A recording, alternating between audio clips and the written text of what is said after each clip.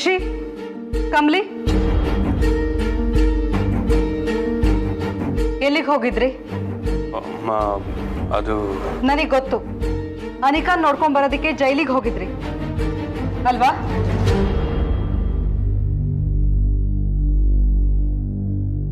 ಯಾಕೆ ಈ ತರ ಮಾಡಿದ್ರಿ?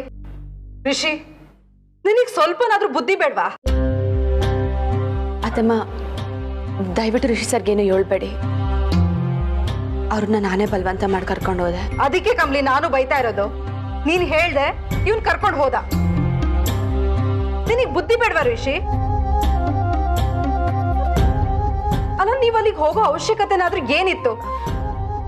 ಅತ್ತಮ್ಮ, ನೋಡು ಕಮ್ಲಿ, ನೀನು ಜೈಲಿಗೆ ಹೋಗಿದ್ದೆ ತಪ್ಪು ಅಂತ ನಾನು ಹೇಳ್ತಾ ಇಲ್ಲ. ಆದ್ರೆ ಈ ಸಂದರ್ಭದಲ್ಲಿ ನೀವು ಹೋಗಿದ್ ತಪ್ಪು ಅಂತ ಹೇಳ್ತಾ ಇದ್ದೀನಿ. ಕಮ್ಲಿ, ನೀನು ಈ ಮನೆ ಯಜಮಾನಿ ಆಗ್ಬೇಕಾಗಿರೋಳು. ಈ ಮನೆ ಸಂಪೂರ್ಣ ಜವಾಬ್ದಾರಿ ತಗೋಬೇಕಾಗಿರೋಳು ನೀನೆ. ಪ್ರತಿ ಸಲ ನಿರ್ಧಾರ ತಗೋಬೇಕಾದ್ರೂ ಸರಿಯಾದ ನಿರ್ಧಾರ ತಗೋತೀಯ ಅಂತ ನಾನ್ ನಂಬಿದ್ದೀನಿ. ನೀನ್ ನೋಡಿದ್ರೆ ಈ ರೀತಿ ಮಾಡ್ತೀಯಲ್ಲಮ್ಮ. ಅಮ್ಮ ಹೋಗ್ಲಿ ಬಿಡಿ, ಇದು ಮತ್ತೆ ರಿಪೀಟ್ ಆಗಲ್ಲ, ನೀವು ಬೇಜಾರಾಗಬೇಡಿ. ಇಲ್ಲ ರಿಷಿ, ನಾವ್ ಎಷ್ಟು ಸಲ ಹೇಳಿದ್ರು ಅಷ್ಟೇ. ಕಮ್ಲಿಗೆ ಏನ್ ಸರಿ ಅನ್ಸುತ್ತೋ ಅದನ್ನೇ ಮಾಡ್ತಾಳೆ. ಅಲ್ಲ, ಇವಳಿಗೆ ಸರಿ ಅನ್ಸದೆಲ್ಲ ಸರಿಯಾಗೇ ಇರುತ್ತಾ? ಅನಿಕಾ ಬದ್ಲಾಗಿದ್ದಾಳೆ ಅಂತ ಇವಳು ಅನ್ಕೊಂಡ್ಳು. ಬದ್ಲಾಗಿದ್ಲಾ? ಇಲ್ಲ ಅಲ್ವಾ? ನೋಡು ಕಮ್ಲಿ, ಇಂಥ ಸಣ್ಣ ಪುಟ್ಟ ವಿಚಾರನೂ ನೀನು ಅರ್ಥ ಮಾಡ್ಕೊಂಡು ಹೋಗ್ಬೇಕು. ಮನೆಯವ್ರನ್ನ ಬಿಟ್ಟು ಇನ್ ಬೇರೆ ಯಾರಿಗೂ ಕನಿಕರ ತೋರಿಸಬಾರ್ದು. ಒಂದೇ ಒಂದ್ ಸಣ್ಣ ಪುಟ್ಟ ತಪ್ಪು ಮಾಡಿದ್ರೆ ಕ್ಷಮಿಸ್ಬೋದು ಕಮ್ಲಿ, ಅದನ್ನ ನಾನು ಬೇಡ ಅಂತ ಹೇಳಲ್ಲ. ಆದ್ರೆ ಪದೇ ಪದೇ ಇದೇ ತರ ತಪ್ಪು ಮಾಡೋರ್ನ ನಾವು ಕ್ಷಮಿಸ್ಬಾರ್ದು. ಪದೇ ಪದೇ ನಾವು ಮೋಸ ಹೋಗ್ಬಾರ್ದು. ಆ ರೀತಿ ಪದೇ ಪದೇ ನಾವು ಮೋಸ ಹೋದ್ರೆ ನಾವು ಮೂರ್ಖರು ಅಂತ ಅನ್ಸ್ಕೋತೀವಿ. ನೋಡು ಕಮ್ಲಿ, ನೀನ್ ಯಾವತ್ತೂ ಅವಳನ್ನ ಹತ್ರ ಸೇರಿಸ್ಬೇಡ. ಯಾವತ್ತೂ ಅವಳನ್ನ ನೋಡೋದಿಕ್ ಹೋಗ್ಬೇಡ. ಅತ್ತಮ್ಮ, ಅವಳು ತಪ್ಪು ಮಾಡಿದ್ರು ನಮ್ಮ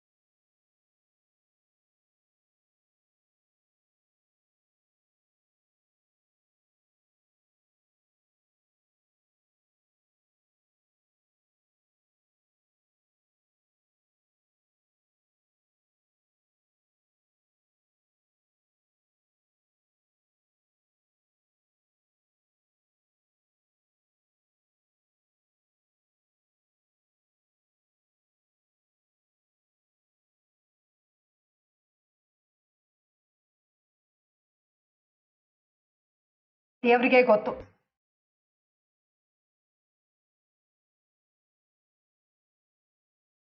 ಕಮ್ಲಿ, ಬೇಜಾರು ಮಾಡ್ಕೋಬೇಡ.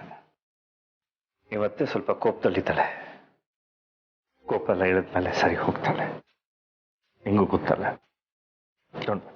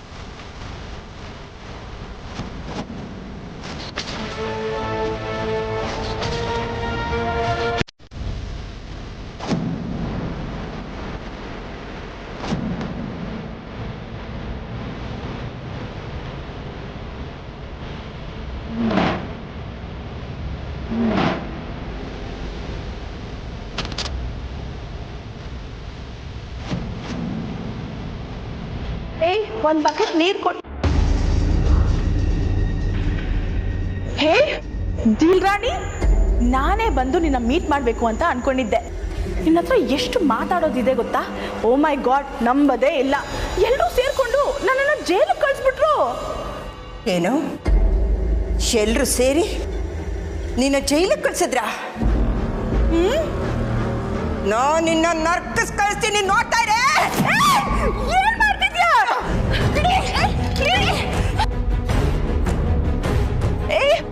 ಬಿಡು ನೀನ್ ರಾಣಿ, ಏನ್ ಮಾಡ್ತಿದ್ಯಾ? ನನ್ನ ಸಾಯ್ಸಕ್ ಬರ್ತಾ ಇದ್ಯಾ ನೀನು? ಬಿಡು. ಏನ್ ಮಾಡ್ತಾ ಇದ್ಯಾ? ಯಾರು ನನ್ನ ವಿಷಯಕ್ಕೆ ಬಂದ್ರೆ ನಿಮ್ಮನ್ನ ಚುಚ್ಚಿಬಿಡ್ತೀನಿ. ರಾಣಿ, ಏನ್ ಮಾಡ್ತಿದ್ಯಾ? ಏನಾಗಿದೆ ನಿಂಗೆ? ನನ್ನ ಸಾಯಿಸ್ಬೇಕು ಅಂತ ಅನ್ಕೊಂಡಿದ್ಯಾ? ಹೌದು, ನಿನ್ನ ನಾನು ಸಾಯಿಸ್ಬೇಕು. ಏನು ಗೊತ್ತಿಲ್ದಿರೋ ನನ್ನ ಕಂದಮ್ಮನ್ ಕರ್ಕೊಂಡೋದೆ. ಆ ಋಷಿ ಜೊತೆ ಮದುವೆ ಮಾಡಿಸ್ತೀನಿ ಅಂತ ಅವಳಿಗೆ ಸುಳ್ಳು ಹೇಳಿದೆ. ಅವಳನ್ನ ಕೊಂದುಬಿಟ್ಟಲ್ಲ. ನಿನ್ನನ್ನು ಮಾತ್ರ ನಾನು ಸುಮ್ಮನೆ ಬಿಡಲ್ಲ. ನಿನ್ನನ್ನು ಮಾತ್ರ ನಾನು ಸುಮ್ಮನೆ ಬಿಡಲ್ಲ.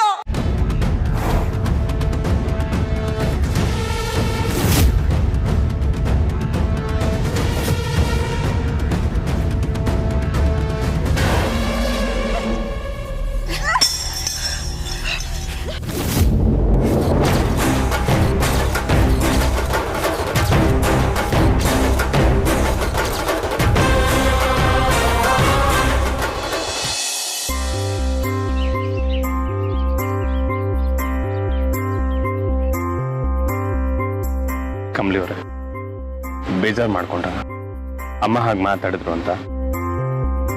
ಕಮಲಿ ಅವರೇ, ಅಮ್ಮ ಹೇಳಿದ ರೀತಿ ತಪ್ಪಿತ್ತು ಅನ್ಸುತ್ತೆ. ಆದರೆ ಅವ್ರು ಆಡಿದ ಪ್ರತಿ ಮಾತು ನಿಜಾನೇ ಅಲ್ವಾ? ನೋಡಿ, ಅವ್ರ ಮಾತಲ್ಲಿ ನಿಮ್ಗೇನಾಗ್ಬಿಡುತ್ತೋ ಅನ್ನೋ ಕಾಳಜಿ, ನಿಮ್ಗೆ ಏನೋ ಅಪಾಯ ಆಗಬಾರ್ದು ಅನ್ನೋ ಕಾಳಜಿ ಇತ್ತೆ ಹೊರತು ಯಾವುದೇ ಥರ ತಪ್ಪಿರಲಿಲ್ಲ ಅಲ್ವಾ?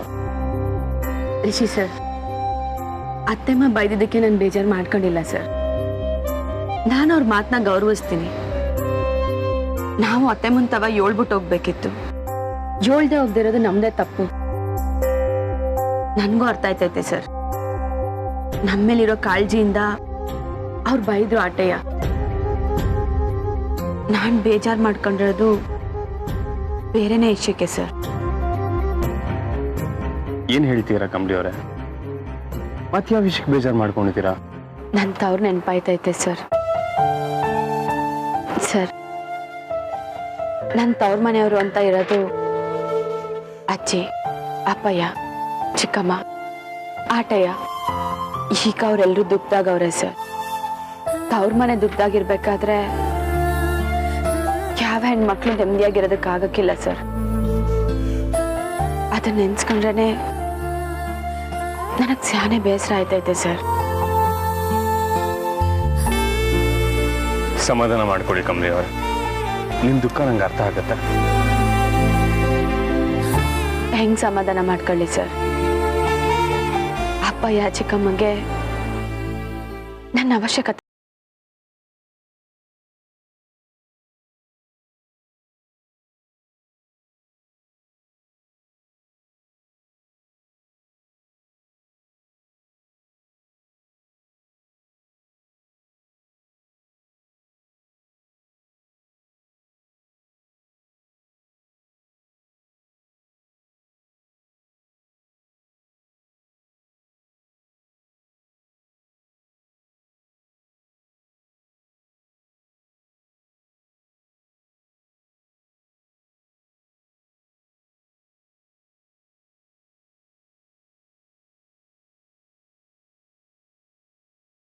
ಒಂದೆರಡು ದಿನ ಸುಮ್ಮನೆ ಇರಿ, ಅದಾದ್ಮೇಲೆ ಕೇಳ್ಕೊಂಡು ಹೋಗ್ಬೋದು.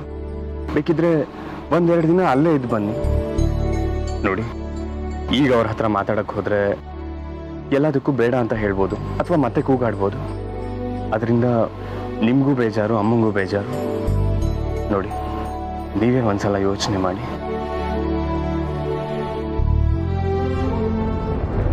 ನನ್ನೇ ಸಾಯ್ಸಕ್ ಬರ್ತೀಯಾ? ಚುಚ್ತೀಯಾ? ಚುಚ್ಚು ತಗೋ, ಚುಚ್ಚು. ನಿನ್ಗೆ ಹೇಳ್ತಾ ಇರೋದು, ಯಾಕೆ ಸುಮ್ಮನೆ ನಿಂತಿದ್ಯಾ? ತಗೋ, ಚುಚ್ಚಿ ಸಾಯ್ಸು ನನ್ನ, ಒಂದು ಸತ್ಯ ಹೇಳ್ತೀನಿ, ಅದನ್ನ ಕೇಳಿಸ್ಕೊ. ಎಷ್ಟು ಕಷ್ಟದಲ್ಲಿದ್ದೀನಿ, ಎಷ್ಟು ಪ್ರಾಬ್ಲಮ್ಸ್ನ ಫೇಸ್ ಮಾಡ್ತಾ ಇದ್ದೀನಿ. ಈಗ ಈ ಜಾಗಕ್ಕೆ ಬಂದು ನಿಂತಿದ್ದೀನಿ. ಆದ್ರೆ ಇದ್ರ ಹಿಂದೆ ಇರೋ ರಿಯಲ್ ರೀಸನ್ ಏನು ಅಂತ ಗೊತ್ತಾ? ಎಲ್ರು ನನ್ನ ಮೇಲೆ ಹಾಗೆ ಸಾಧಿಸಿ ಇಲ್ಲಿ ಕಳ್ಸಿದ್ರು. ಆದ್ರೆ ಈಗ ಈಗ ನೀನ್ ನೋಡಿದ್ರೆ ನೀನು ನನ್ನ ಮೇಲೆ ಹಾಗೆ ಸಾಧಿಸ್ತಾ ಇದೆಯಲ್ಲ.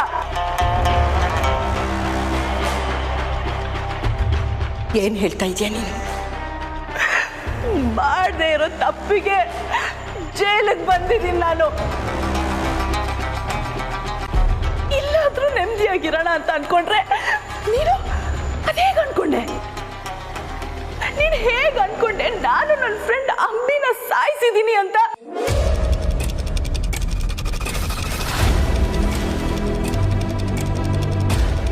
ಏನ್ ಹೇಳ್ತಿದ್ಯಾ? ನೀನೇ ತಾನೇ ನಮ್ಮ ಅಂಬಿನ ಸಾಯಿಸಿದ್ದು. ಅದಕ್ಕೆ ತಾನೇ ನೀನು ಜೈಲಿಗೆ ಬಂದಿರೋದು. ಇಲ್ಲ, ನೀನ್ ಬದುಕಬಾರ್ದು. ನಿನ್ನ ನಾನು ಸುಮ್ಮನೆ ಬಿಡಲ್ಲ, ಸಾಯಿಸ್ತೀನಿ.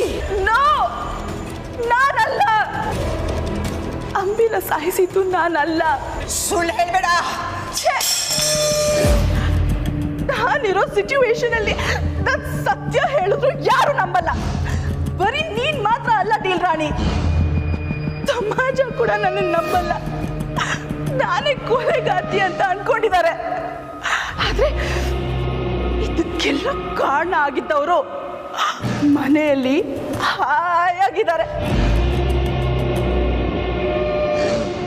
ಅಂದ್ರೆ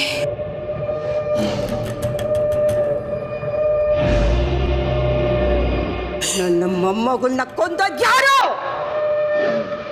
ನಿನ್ ಮೊಮ್ಮಗಳು ಅಂಬಿನ ಕೊಂದವರು ಇನ್ಯಾರು ಅಲ್ಲ, ಆ ಕಮಲಿ.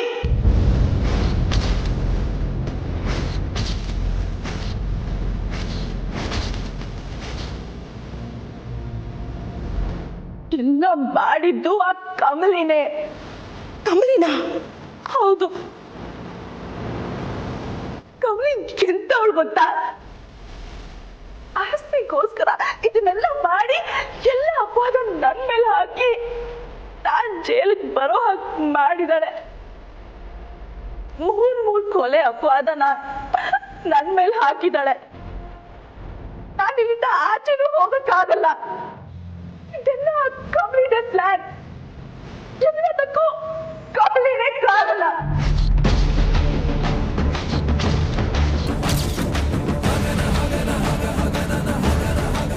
ನಿಜ ಹೇಳ್ತಿದ್ಯಾ?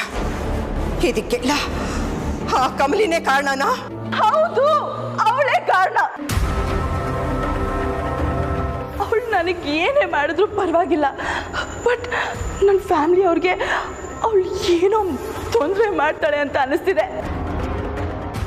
ಅವಳು ದುಡ್ಡಿನ ಪಿಶಾಚಿ. ಅವಳು ದುಡ್ಡಿನ ದುರಾಸೆ ಇದೆ ಅವಳಿಗೆ. ಈಗ ಮನೇಲಿ ಎಲ್ರೂ ಸತ್ರೆ ಆಸ್ತಿ ಎಲ್ಲ ನನ್ನ ಹೆಸರಿಗೆ ಬರುತ್ತೆ. ಮನೆ, ಕಾಲೇಜ್ ಎಲ್ಲ ನಂದಾಗುತ್ತೆ. ಅದಕ್ಕೆ ನನ್ನ ಸಾಯಿಸೋಕೆ ಪ್ಲಾನ್ ಮಾಡಿ ಆಕ್ಸಿಡೆಂಟ್ ಮಾಡಿ ಸಾಯಿಸಕ್ ನೋಡಿದ್ಲು ಗೊತ್ತಾ? ನಮ್ ಎಲ್ರೂ ಒಂದೇ ಕಾರಲ್ಲಿ ಕಳಿಸಿ ಅವಳು ಋಷಿ ಜೊತೆ ಹೊಟ್ಟೋದ್ಲು. ಬಟ್ ಅವಳ ಕರ್ಮಕ್ಕೆ ಅವಳ ಅಮ್ಮನೇ ಸತ್ತೋದ್ರು. ಇದಕ್ಕೆಲ್ಲ ಕಾರಣ ಕಮಲಿನೇ. ಇದೆಲ್ಲ ಆಗಿದ್ದು ಅವಳಿಂದಾನೆ.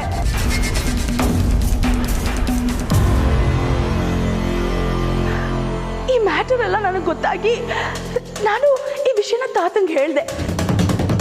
ತಾತ ಅವಳ ಹತ್ರ ಕೋಪದಲ್ಲಿ ಹೋಗಿ ಇದ್ರ ಬಗ್ಗೆ ಕೇಳಿದ್ರು. ಅವಳಿಗೆ ಈ ವಿಷಯ ಎಲ್ಲಿ ಬೇರೆಯವ್ರಿಗೆ ಗೊತ್ತಾಗುತ್ತೆ ಅಂತ ಅವಳೇ ನಮ್ಮ ತಾತನ ಸಾಯಿಸ್ಬಿಟ್ಲು.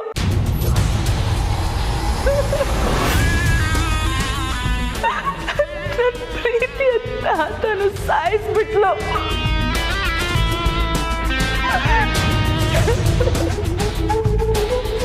And you know what? ಆ ಅಪವಾದನ ರಿಷಿ ಸರ್ ಮೇಲೆ ಹಾಕಿ ಅವನು ಜೈಲಿಗೆ ಹೋಗೋ ಹಾಗೆ ಮಾಡಿದ್ಲು. ನೀನು ಅನ್ಕೊಂಡ ಹಾಗೆ, ಸಮಾಜ ನಂಬಿರೋ ಹಾಗೆ ನಾನು ಅಂಬಿನ ಸಾಯಿಸಿಲ್ಲ. ನಾನು ನಿಮ್ಮ ಥರನೇ ಆ ಮ್ಯಾರೇಜ್ ಹಾಲಲ್ಲಿ ನಿಂತು ನೋಡ್ತಿದ್ದೆ ಅಷ್ಟೇ. ಅಮ್ಮಿ ಋಷಿನ ಇಷ್ಟಪಡ್ತಿದ್ಲು ಅಂತ ಗೊತ್ತಾಗಿದ ತಕ್ಷಣ ಕಮಲಿಗೆ ಜಲಸಿ ಫೀಲ್ ಆಯ್ತು. ಸೊ ಅವಳು ಒಂದು ಕಿಲ್ಲರ್ಗೆ ಸುಪಾರಿ ಕೊಟ್ಟು ನಿಮ್ಮ ಅಂಬಿನ ಸಾಯಿಸ್ಬಿಟ್ಲು.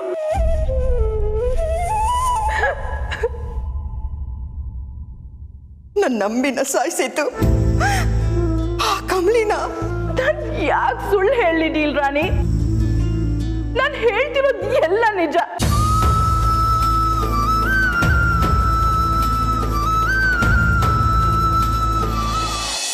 ಯೋಚನೆ ಮಾಡಬೇಡಿ ಕಮಲಿ ಅವರ, ಇನ್ನೊಂದು ಸ್ವಲ್ಪ ದಿನ ಎಲ್ಲ ಸರಿ ಹೋಗುತ್ತೆ.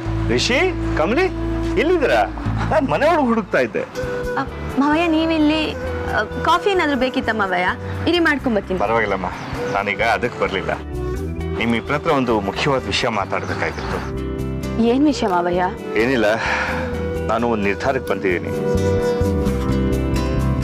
ಅದ್ರ ಬಗ್ಗೆ ನಿಮ್ಮ ಅಭಿಪ್ರಾಯ ತಿಳ್ಕೋಬೇಕಿತ್ತು. ಏನಂದ್ರೆ ಚಂದ್ರು, ಊರ್ಮಿಳಾ, ಅನ್ಪೂರ್ಣಮ್ಮ ಅವರೆಲ್ಲರೂ ನಮ್ಮನೆಗೆ ಬಂದು ಇದ್ಬಿಡಿ ಅಂತ ಹೇಳೋಣ ಅಂತಿದ್ದೀನಿ.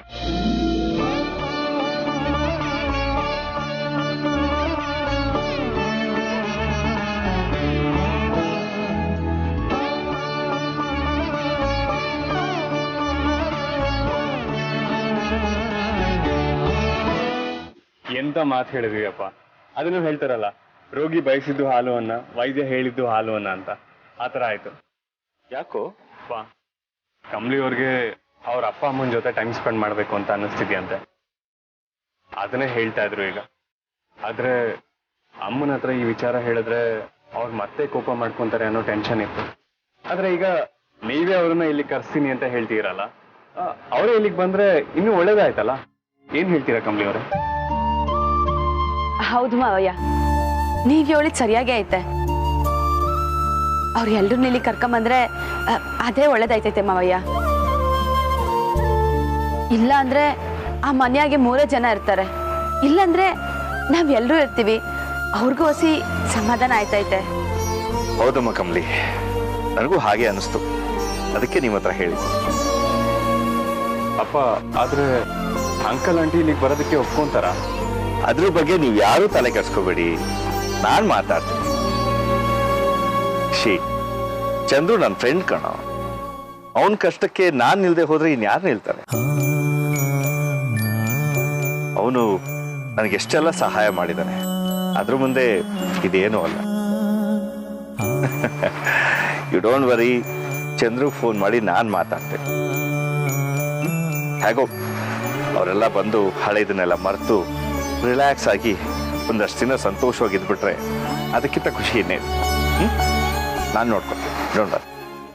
ಥ್ಯಾಂಕ್ಸ್ ಮಾವಯ್ಯ. ನಾನು ಮನೆಯಿಂದ ಎಲ್ಲೂ ಆಚೆ ಹೋಗಕ್ಕಾಯ್ತಿಲ್ಲ ಅಂತ ಸ್ಯಾನನೇ ಬೇಜಾರಾಗಿತ್ತು.